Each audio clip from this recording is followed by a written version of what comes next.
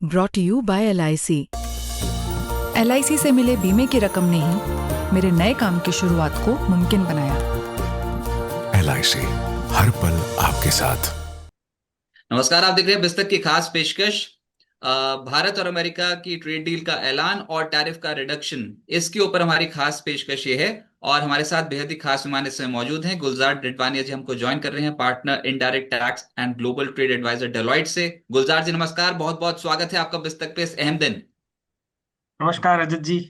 धन्यवाद मुझे बुलाने के लिए। Sir thanks for joining. और खबर तो बड़ी आ गई है, ये जिसका इंतजार था पिछले एक साल में। इंतजार करते रहे एक साल से भारतीय की कब यूएस के साथ ट्रेड डील होगी, तो उसका ऐलान कल देर रात को हुआ।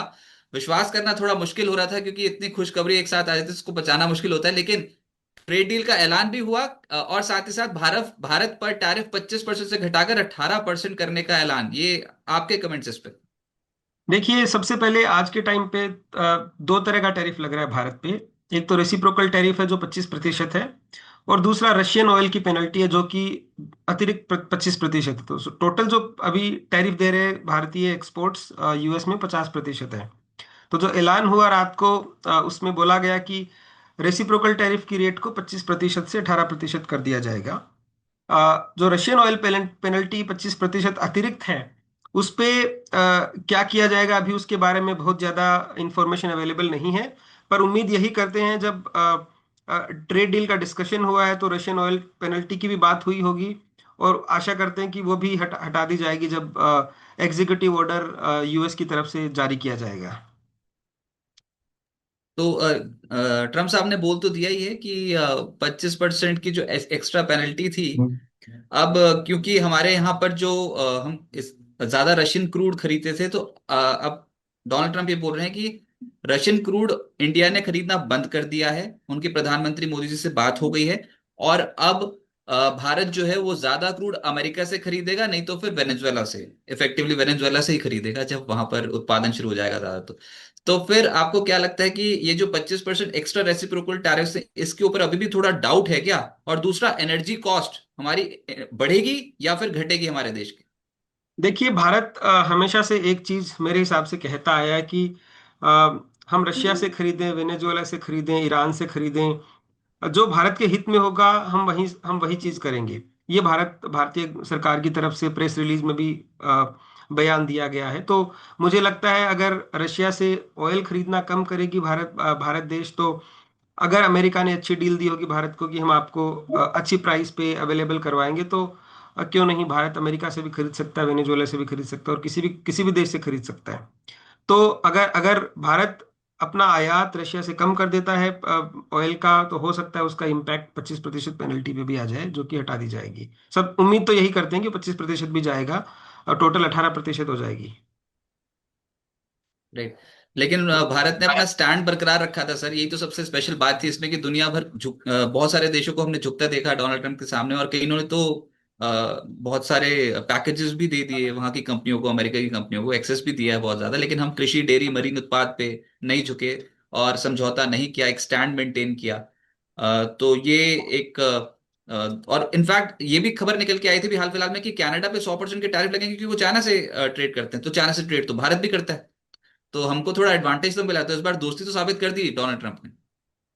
देखिए, मैं बोलता हूँ कि मैं दोस्ती डोनाल्ड ट्रंप की किसके साथ है किसके नहीं है, मैं उस पर कमेंट नहीं करूंगा। पर भारत ने अपने हितों को सर्वोपरि रखा, और उसको सर्वोपरि रखते हुए उन्होंने जो सेंसिटिव एरियाज हैं, एग्रीकल्चरल, मरीन एटसेट्रा, उस पर कोई समझौता नहीं किया। और फिर लगता है अमेरिका का भी भारत एक बहुत ही अच्छा व्यापारिक रिश्ता है दोनों देशों में, पुराना रिश्ता है, चलता आया है। तो उसको मद्देनजर रखते हुए जो अमेरिकी एम्बेसडर आए हैं, मैं मेरे हिसाब से उनकी एक बहुत ही महत्वपूर्ण भूमिका रही है इस पूरी डील को अनाउंसमेंट कराने में।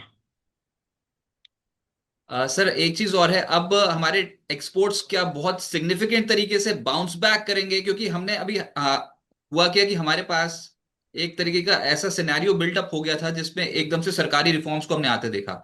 तो एक तरीके से तो हमको बहुत ज्यादा इससे फायदा ही हुआ है कि डोनाल्ड ट्रंप ने एक साल तक जो ये चीज टाल दी, तो उसके चलते हमारे इतने सारे फ्री ट्रेड एग्रीमेंट्स हो गए, यूके के साथ हो गया, ईयू के साथ हो गया। तो जो पहले हम बहुत ज्यादा निर्भर करते थे यूएस के ऊपर, अब हमारे लिए बहुत अलग अलग मार्केट्स खुल गई हैं, दूसरे देशों के लिए भी भारत का बाजार खुल गया।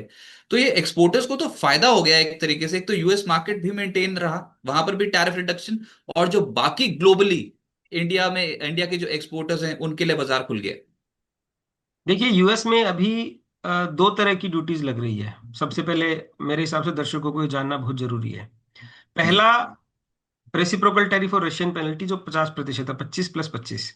दूसरा है वहां पे एक और सेक्शन 232 की ड्यूटी बोली जाती है, जो स्टील पे लगी है, एल्यूमिनियम पे लगी है, कॉपर पे लगी है, ऑटो और ऑटो कंपोनेंट्स पे लगी है। वो जो ड्यूटी है वो आप किसी भी देश से अमेरिका में निर्यात कीजिए, कोई भी प्रोडक्ट अगर वो उसमें कवर्ड है तो वो लगेगा, तो उस पे अभी कोई चेंज नहीं है। तो अगर भारत से स्टील का निर्यात अमेरिका को हो रहा था तो उस पर 50% ड्यूटी पहले भी थी और आगे भी रहेगी, उसमें कोई कोई बदलाव नहीं है। मोबाइल फोन पे कोई ड्यूटी नहीं थी, सेमीकंडक्टर पे कोई ड्यूटी नहीं थी, लैपटॉप पे कोई ड्यूटी नहीं थी, फार्मा प्रोडक्ट पे कोई ड्यूटी नहीं थी। तो ये दो सबसे ज्यादा बड़े एक्सपोर्ट्स होते हैं भारत से अमेरिका को। मोबाइल फोन तो जबकि टॉप में गया है, top top exporting product, $10 billion से ऊपर का हमने निर्यात किया अमेरिका को। ऐसे ही फार्मा, जो जो सेक्टर्स इंपैक्टेड थे, लाइक टेक्सटाइल हो गया, जेम्स एंड ज्वेलरी हो गया, इंजीनियरिंग गुड्स हो गया, ये सारे सेक्टर से बड़ी अमेरिका पे काफी निर्भर थे। और मेरे हिसाब से उनके लिए एक उनके लिए एक सर्वाइवल का मैटर था कि 50% टैरिफ तो कोई झेल नहीं पा रहा था। तो एक बहुत ही अच्छा मूव है उनके लिए, जो जो कंपनीज एक्सपोर्टर्स अमेरिका पे निर्भर थे उनके लिए एक बहुत ही अच्छा बदलाव आया है। और जो भारत ने ट्रेड डील्स करी है, चाहे यूके के साथ हो, यू के साथ हो, ओमान के साथ हो, न्यूजीलैंड के साथ हो, पिछले 4 साल में भारत ने 8 ट्रेड डील कंक्लूड करी है। ऐसा आज तक की इतिहास में नहीं हुआ है। और इसका रीजन ये है कि ये जो जर्नी थी भारत ने 2021 से स्टार्ट कर ली थी, कि जब मल्टीलेटरलिज्म का जो जो हम बात कर रहे थे, मल्टीलेटरलिज्म रहा नहीं अब इतना, हर हर देश अपने हिसाब से देखता है। तो भारत ने भी सोचा कि क्यों ना मैं अपने देश के हितों को सर्वोपरि रखते हुए मैं दूसरे देश के साथ डील करता हूँ। तो उस हिसाब से भारत ने जो डील्स करी है हर अलग अलग देशों के साथ, तो एक बहुत ही अच्छा अलग बाजार क्रिएट हो जाएगा भारत के एक्सपोर्टर्स के लिए। और जो अमेरिका पे जो निर्भरता थी वो हो सकता है कुछ हद तक के लिए कम हो जाए। तो बात फिर वही है कि हमारे तो बहुत सारी कंट्रीज के साथ डील हो रही है, तो चाइना भी देख रहा होगा फिर। अब चाइना के ऊपर अमेरिका ने लगा रखे हैं 10% से लेकर लगभग 34-35% तक के टैरिफ, हमारे ऊपर 18% के टैरिफ। हम्म। तो क्या हमारी कॉम्पिटिटिव एडवांटेज हमें मिली है हमारे एक्सपोर्टर्स को? और जो हम बोलते थे China+1 पॉलिसी जो वर्ल्ड अपना रहा है, अब उसमें और एग्रेशन देखने को मिलेगा, हमारे एक्सपोर्ट ज्यादा बेहतर माने जाएंगे क्या? देखिए, China+1 जो पॉलिसी है काफी पिछले कुछ सालों से चली आ रही है, क्योंकि चाइना पे पूरा पूरा जो विश्व है चाइना पे ओवर रिलायंट है। अगर आप देखो, कुछ डेटा प्रकाशित हुआ था कुछ दिन पहले कि वर्ल्ड की जीडीपी में सबसे ज्यादा किसकी भूमिका है, तो चाइना नंबर 1 पे था। जो जीडीपी की ग्रोथ हुई थी लास्ट ईयर, उसमें 26% चाइना का योगदान था, भारत का भी कुछ 15-16% योगदान था। तो चाइना वर्ल्ड की जो जीडीपी ग्रो हो रही है उसमें सबसे ज्यादा योगदान देता है अभी आज के टाइम पे। तो चाइना पे निर्भरता बहुत सारे देशों की है।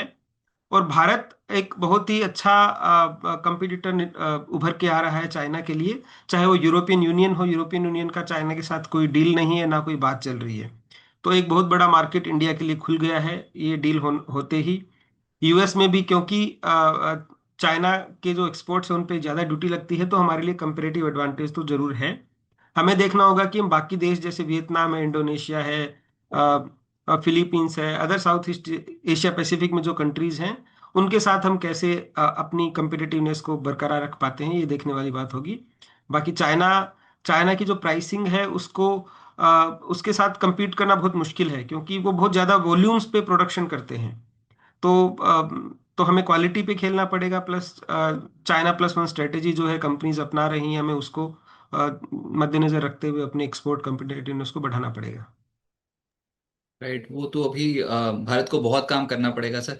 लेकिन मुद्दा ये कि ये इतना खुशखबरियां थोड़ा जल्दी जल्दी से आ रही हैं, तो उसको पचाना थोड़ा मुश्किल हो रहा है। स्टॉक मार्केट में एकदम से आज के सत्र में तेजी बनी। और दूसरा सवाल ये है कि जस्ट इससे अभी एक दिन पहले ही देखो तो हमारा बजट आया, वित्त मंत्री ने बड़ी बड़ी घोषणाएं की हैं रिफॉर्म्स के मोर्चे पे, और इंडस्ट्री रिफॉर्म्स को लेकर बहुत बड़ी बड़ी घोषणाएं। तो एक तो वो इंडस्ट्री के लिए पॉजिटिव हो गया, और किसको पता था कि इस बजट के बाद अचानक से डोनाल्ड ट्रम्प का सोशल ट्रुथ सोशल पे पोस्ट आ जाएगा। तो इस से डबल बूस्टर हो गया इंडियन इकोनॉमी के लिए। इकोनॉमिक सर्वे बता रहा है 6.8% से लेकर 7.2% की ग्रोथ रहेगी फॉर FY 27।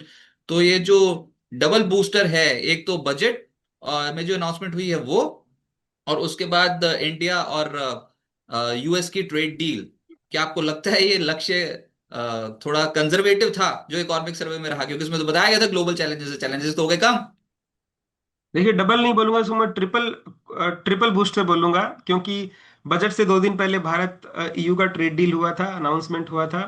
उसके बाद में जो बजट में जो भारत ने डेटा को प्रस्तुत किया, इकोनॉमी की ग्रोथ को प्रस्तुत किया, ग्लोबल हेडविंड्स की जहां तक बात करें, बिल्कुल ग्लोबल हेडविंड्स चल रही थी और हो सकता है आगे कम हो जाए, इसी उम्मीद के साथ ये डील हुई है। पर अभी उसके बारे में कुछ भी कहा जाना थोड़ा मुश्किल होगा कि उस डील में क्या कंडीशंस होती है, क्या निटिग्रिटीज होती है। क्योंकि अगर हम देखें, यूएस ने कोरिया के साथ भी डील करी थी, अब उसमें भी उन्होंने बताया कि हम 25% एक्स्ट्रा टैरिफ लगा देंगे। तो वो थोड़ा सा अभी अभी उस बारे में कहा जाना बहुत ही जल्दबाजी होगा मेरे हिसाब से। एक बारी चीजों को इम्प्लीमेंट होने दिया जाए, एक बारी जो बिजनेस है उसको वापस सिरे से अपने पुराने जगह पे आने आने का मौका दिया जाना चाहिए। उसके बाद में बोलेंगे कि भैया हमारी जो इकोनॉमिक ग्रोथ है वो 7 से 8% हो सकती है कि 9% हो सकती है। बट हाँ, ये जरूर बोलूंगा कि जिस तरह से भारत की अर्थव्यवस्था बढ़ रही है, बहुत जल्दी हम देश की जो पूरी वर्ल्ड की अर्थव्यवस्था है, वर्ल्ड की जीडीपी की ग्रोथ में हमारा एक बहुत ही महत्वपूर्ण योगदान होगा। हो सकता है हम जैसे आज चाइना ने 26% योगदान दिया है, हमारा हम नंबर 1 हो जाएं। यही मैं चाहता हूं कि देश की जीडीपी उस हिसाब से बढ़े। राइट सर, बहुत शुक्रिया गुलजार जी, आपका हमारे साथ जुड़ने के लिए और इस अहम दिन पुस्तक का साथ देने के लिए बहुत बहुत शुक्रिया सर। धन्यवाद, मुझे बुलाने के लिए धन्यवाद, थैंक यू।